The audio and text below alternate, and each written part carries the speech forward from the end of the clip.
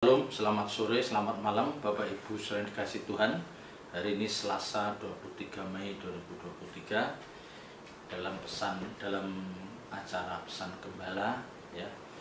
Kiranya lewat kebenaran ini Bapak Ibu saudara akan diberkati. Ya, mari kita awali dengan berdoa. Segala puji hormat syukur kami naikkan kehadirat-Mu ya Bapa. Kami mengucap syukur atas penyertaan dan pimpinan-Mu sepanjang hari. Engkau menyertai setiap kami, anak-anak-Mu, dan Engkau mencukupkan segala kebutuhan kami. Dan tiba saatnya ya Bapa, kami mau belajar kebenaran firman-Mu. Dan kiranya lewat pemberitaan firman pada sore malam hari ini, setiap kami akan diberkati. Terima kasih Tuhan, Roh Kudus urapi hamba-Mu, singkapkan kebenaran-kebenaran-Mu. Di dalam nama Tuhan Yesus Kristus kami serahkan jalannya pemberitaan firman pada sore malam hari ini. Haleluya. Amin. Bapak Ibu saudara dikasih Tuhan, memiliki pengenalan akan Tuhan yang lengkap. Ya. Memiliki pengenalan akan Tuhan yang lengkap itu penting. Sangat penting. Ya, bahkan seharusnya setiap Bapak Ibu saudara dan saya sebagai orang percaya harus memiliki pengenalan akan Tuhan dengan benar dan lengkap. Ya. Ini kelihatannya sesuatu yang sederhana. Ya, ini kelihatan sesuatu yang sederhana. Tetapi untuk mewujudkan hal ini tidak mudah. Untuk mewujudkan hal ini tidak mudah. Karena orang membangun intimasi, membangun persahabatan yang karib, yang dekat dengan seseorang yang jabatannya, yang kedudukannya, yang status sosialnya jauh lebih tinggi dari kita, itu tidak mudah. Ya, misalnya kayak kita mau menjadi orang yang dipercaya seorang pejabat tinggi negara, itu tidak mudah, sangat tidak mudah. Ya, kita harus menunjukkan prestasi kita harus menunjukkan karakter kepribadian kita yang baik, ya, yang bisa dipercaya. Kita harus menunjukkan kesetiaan. Ya, kita harus menunjukkan ketekunan untuk belajar dan belajar. Ya. Jadi orang mau meraih sesuatu itu harus ada perjuangan, harus ada harga yang harus dibayar. Ya, demikian juga dengan pengenalan akan Tuhan. Untuk seseorang memiliki pengenalan yang lengkap akan Tuhan itu tidak mudah. Ya, tidak mudah, dan seharusnya setiap kita orang percaya itu harus memiliki pengenalan akan Tuhan yang lengkap. Ya, karena dari sanalah Bapak Ibu Saudara, dari sanalah awal mula orang percaya, dari sanalah awal mula orang percaya akan bisa memperlakukan Tuhan dengan benar, memperlakukan Tuhan dengan pantas. Ya, dari sanalah orang percaya akan menyadari betapa Tuhan itu memiliki otoritas yang luar biasa atas hidup setiap kita, makhluk di bawah kolong langit ini. Ya, dia punya otoritas yang Alkitab katakan, ya, segala kuasa ada di tanganku, baik di bumi maupun di surga. Ya, ini kebenaran ini yang kalimatnya pendek, tetapi di balik itu kita kan bisa menangkap bahwa kalau dikatakan segala kuasa ada di tanganku, baik di bumi maupun di surga, itu artinya ya memang Tuhanlah yang pemilik kehidupan ini. Ya. Tuhanlah pemilik kehidupan ini, karena dia bukan hanya bisa membunuh, membinasakan orang, ya, tetapi dia juga bisa membuangnya ke api kekal. Nah itu, maka Alkitab katakan takutlah pada dia yang tidak hanya bisa membunuh dan membinasakan, tetapi yang juga bisa membuang kita ke api kekal. Takutlah akan dia. Nah, itulah yang mulia Tuhan Yesus Kristus. Dan kita harus memiliki pengenalan yang lengkap. Ya. Orang percaya yang sudah bisa mewujudkan takut akan Tuhan yang benar. Ya, kalau orang percaya itu sudah bisa mewujudkan takut akan Tuhan yang benar dalam hidupnya, dan orang menangkap bahwa orang ini, sosok ini, orang yang dilihat dari perilakunya, dilihat dari peragam hidupnya, benar-benar menunjukkan bahwa dia takut berbuat dosa. Ya, inilah orang kan ciri orang yang takut akan Tuhan. Alkitab katakan dia akan memiliki ketenangan dalam hidupnya. Ya, dia memiliki ketenangan dalam hidupnya, dan karena dia mempercayakan segenap hidupnya di dalam tangan kuasa Tuhan. Ya. Dan makna takut akan Tuhan yang benar adalah ketika seseorang itu takut berbuat dosa dalam banyak hal, baik dalam perkataan, dalam perbuatan, dari sikap hatinya, dari keputusan-keputusannya, itu semua ditandai bahwa memang dia orang yang takut akan Tuhan. Ya, artinya apa? Dia takut berbuat dosa. Semua tindakan yang dilakukan, selalu dihubungkan dengan perasaan Tuhan. Ya, apapun yang dia lakukan dihubungkan dengan perasaan Tuhan. Kira-kira kalau aku melakukan hal ini, kira-kira Tuhan merasa tersakiti enggak? Perasaan Tuhan terganggu enggak?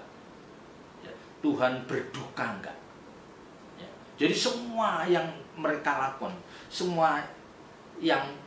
lakukan, baik itu ucapan, perbuatan, keputusan-keputusannya pasti dihubungkan dengan perasaan Tuhan. Kita kalau belajar dari Kejadian pasal 39, ketika Yusuf itu dirayu oleh istri Potifar.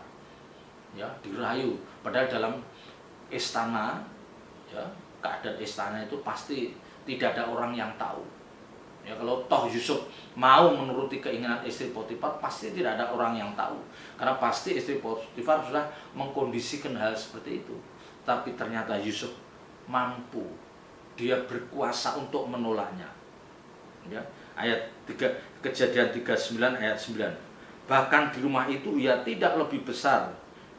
Bahkan di rumah ini ia tidak lebih besar kuasanya daripadaku, dan tiada yang tidak diserahkannya kepadaku selain daripada engkau, sebab engkau istrinya. Bagaimanakah mungkin aku melakukan kejahatan yang besar ini dan berbuat dosa terhadap Allah? Bukan berkhianat terhadap Potifar, enggak. Ya, jadi kalau dia menuruti keinginan istri Potifar itu, di dalam benak Yusuf itu bukan aku berkhianat pada tuanku Potifar, bukan, tetapi bagaimana aku berbuat dosa pada Tuhan. Ya. Jadi dia menyertakan setiap perbuatannya itu selalu dihubungkan dengan Tuhan. Nah, ini ciri orang yang takut akan Tuhan. Kalau kita lihat di dalam Amsal 14, ayat 26. Ya, ayat Amsal 14 ayat 26. Dalam takut akan Tuhan ada ketentraman yang besar. Ya, ada ketentraman yang besar. Bayangin, dalam takut, di balik orang itu takut akan Tuhan, ada ketentraman yang besar. Ya. Padahal ketentraman itu suatu keadaan yang sangat dirindukan. Orang boleh kaya, orang boleh punya dudukan jabatan yang tinggi, orang boleh punya pengaruh, ya, tetapi belum tentu ketentraman ada di dalam diri seseorang. Belum tentu ketentraman. Ya, ketentraman itu mencakup banyak aspek, bukan hanya untuk dirinya, tapi juga keselamatan istrinya, keselamatan anak-anaknya, cucu menantunya. Itu, ya, memang dirinya mungkin dia punya bodyguard pengawal, dikawal 3-4 orang, pasti secara manusia pasti dia akan aman, nyaman, enggak, pasti bisa tentram. Tetapi terhadap istrinya, anak-anaknya, menantu cucunya, apa dia bisa menjamin? Nah ini, jadi ketentraman yang besar itu, yang dirindukan banyak orang itu akan ditemukan, akan didapati dalam diri orang-orang yang takut akan Tuhan. Dikatakan dalam takut akan Tuhan ada ketentraman yang besar. Ketentraman yang besar. Orang seperti ini, dia punya keyakinan. Bahwa dia akan mendapat perlindungan dari Tuhan. Dia sangat yakin bahwa aku mendapat perlindungan dari Tuhan. Karena dia Karena dia merasa dia sudah menunjukkan, ya, dia merasa sudah menunjukkan kehidupan yang takut akan Tuhan. Ya, jadi orang ini punya keyakinan itu, landas itu karena dia apa?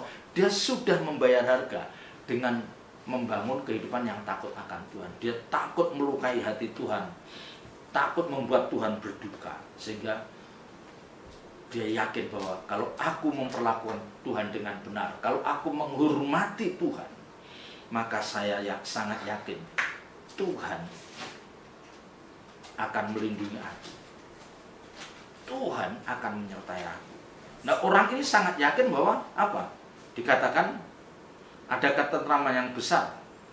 Dia punya keyakinan akan mendapat perlindungan dari Tuhan. Karena apa? Karena dia yakin bahwa di muka bumi ini tidak ada kuasa yang lebih besar dari Tuhan. Tidak ada kuasa yang lebih besar dari Tuhan.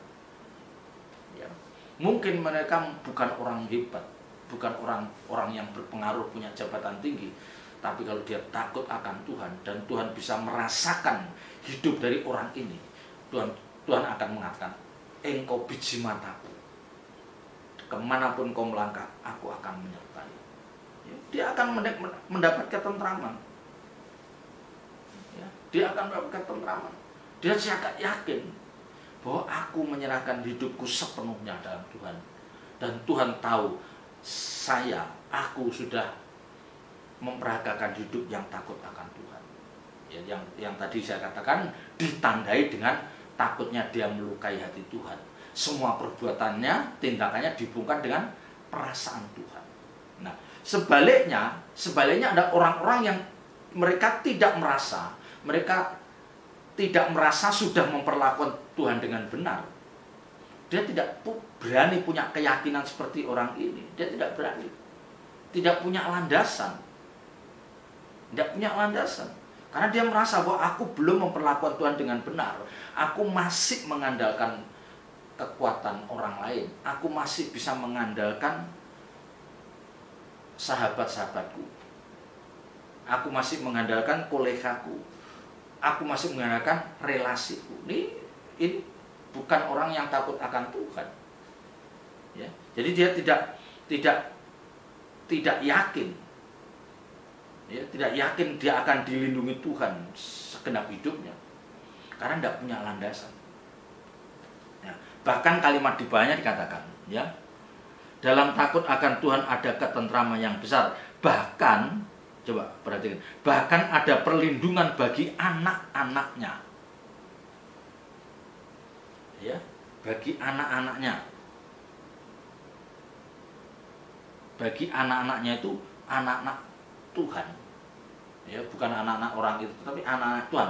Tetapi kalau orang itu anaknya juga takut akan Tuhan, mereka juga akan dilindungi. Ya, jadi dari kebenaran ini kita bisa menangkap, kita bisa merasakan hati Tuhan, isi hati Tuhan seperti itu. Ya, kalau kita sudah menunjukkan kesungguhan, ya, Tuhan melihat bahwa kita menunjukkan kesungguhan untuk kita hidup dalam takut akan Tuhan. Kita serius dan Tuhan menangkap hal ini. Tuhan menangkap hal ini, maka Tuhan akan memperhitungkan. Tuhan pasti menghargai,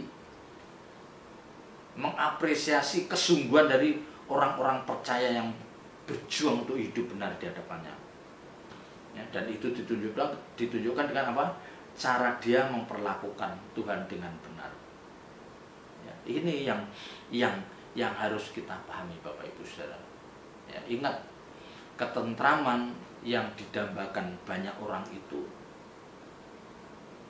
ya, itu menjadi jaminan bagi orang yang bisa menunjukkan kehidupan yang takut akan Tuhan. Ya, sekali lagi, ya, karena Alkitab juga katakan terkutuklah orang yang mengandalkan manusia. Ya, terkutuklah orang yang mengandalkan manusia. Ya, karena itu sama dengan apa? Dia memungkiri kekuatan Allah, kekuatan Tuhan. Dia tidak mengakui, ya, kekuasaan, kedaulatan Tuhan atas hidup mereka. Jadi jangan sekali-kali kita mengandalkan kekuatan, mengandalkan manusia untuk perlindungan kita, ya, dan kita merasa bangga ya karena relasi kita dengan aparat keamanan, relasi kita dengan orang-orang di kejaksaan, di kehakiman. Wah, terus kita merasa bahwa kita akan aman, kita akan tentram. Ini orang yang menyakitkan hati Tuhan, orang yang menyakitkan hati Tuhan, yang tidak menghormati keberadaan Tuhan. Ya, dia menganggap bahwa semuanya akan running well, berjalan dengan baik, karena dia merasa dilindungi, dikelilingi orang-orang yang sanggup melindungi. Nah, ini satu hal yang paling dibenci. Maka Alkitab katakan terkutuklah orang yang mengandalkan manusia. Ya. Tetapi bagi Bapak Ibu Saudara dan saya yang mengerti kebenaran ini, ya, yang kita tahu hakikat Tuhan, yang kita tahu bahwa Dialah pemilik kehidupan ini, maka kita akan memperlakukan Dia dengan benar. Ya, ini yang penting Bapak Ibu Saudara. Ini yang penting karena kita menemukan banyak orang ya mengesampingkan, menganggap tidak penting berurusan dengan Tuhan. Ya, menganggap tidak penting berurusan dengan Tuhan. Ya, menganggap tidak perlu untuk membangun intimasi dengan Tuhan. Karena mereka merasa bahwa dia sudah atau dia berada di sekitar orang-orang yang hebat. Ini menyedihkan. Ini menyedihkan. Bapak Ibu Saudara dan saya, jangan seperti itu. Ya, kita tahu bahwa Tuhanlah pemilik kehidupan ini. Ya, makanya kebenaran ini selalu harus terngiang-ngiang di dalam setiap telinga kita.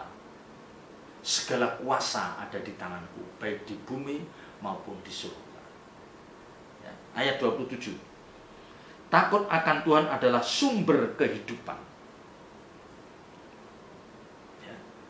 Takut akan Tuhan adalah sumber kehidupan sehingga orang terhindar dari jerat maut.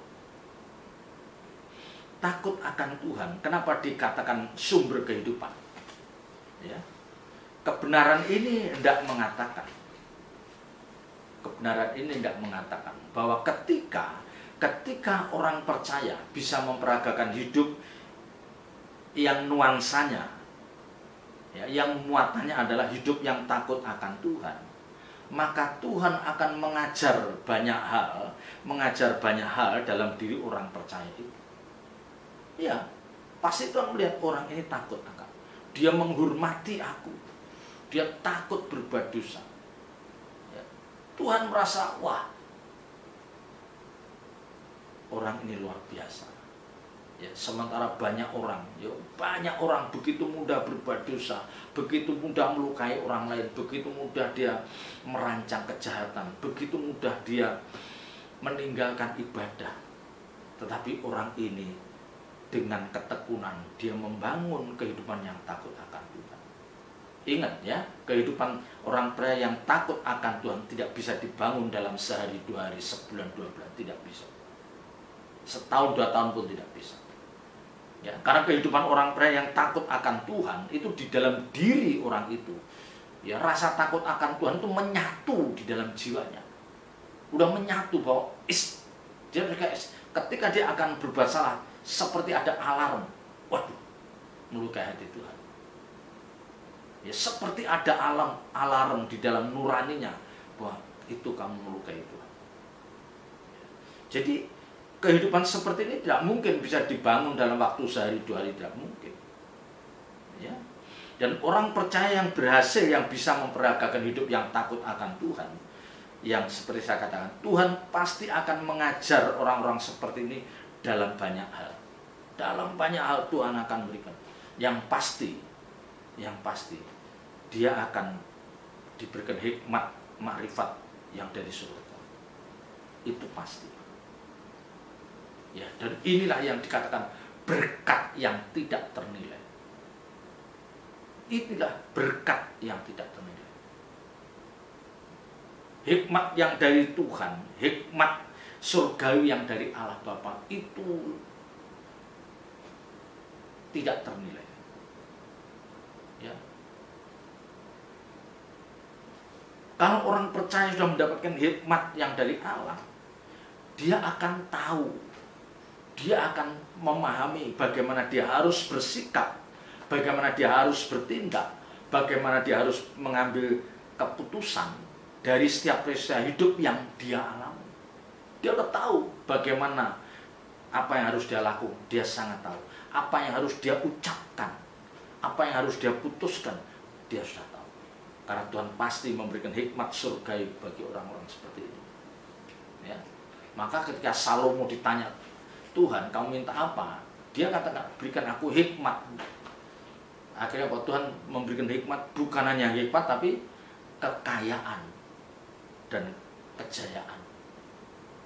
Ya. Padahal yang diminta cuma hikmat.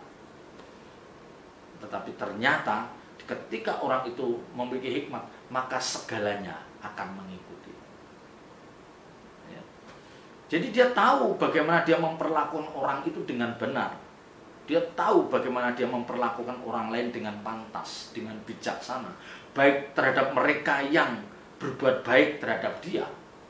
Dia tahu bagaimana memperlakukan itu. Juga bagaimana dia memperlakukan orang yang berbuat tidak baik, yang berbuat jahat terhadap dia, tahu bagaimana memperlakukan orang ini. Ya.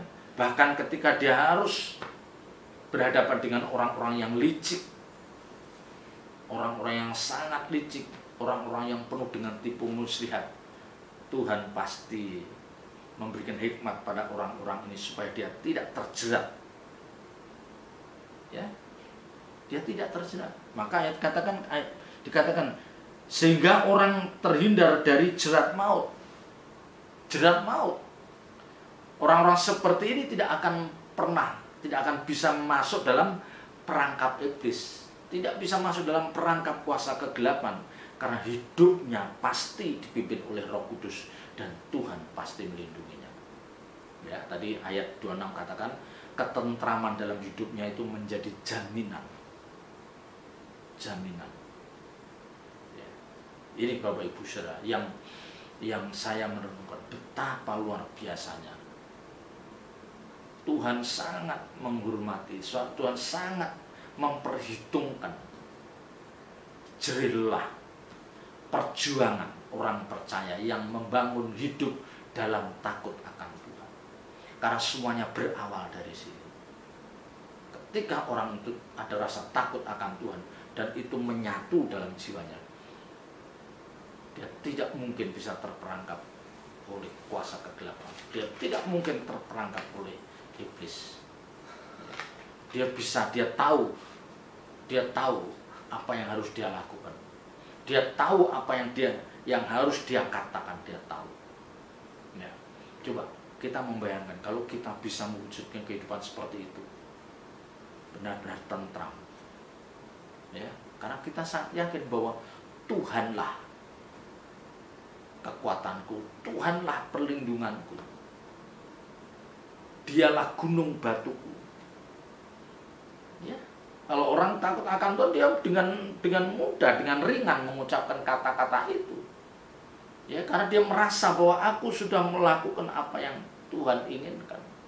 Hidupnya ya senantiasa dalam takut akan Tuhan, dalam pimpinan Roh Kudus. Apapun yang dia lakukan, apapun yang dia kerjakan, selalu dihubungkan dengan perasaan Tuhan.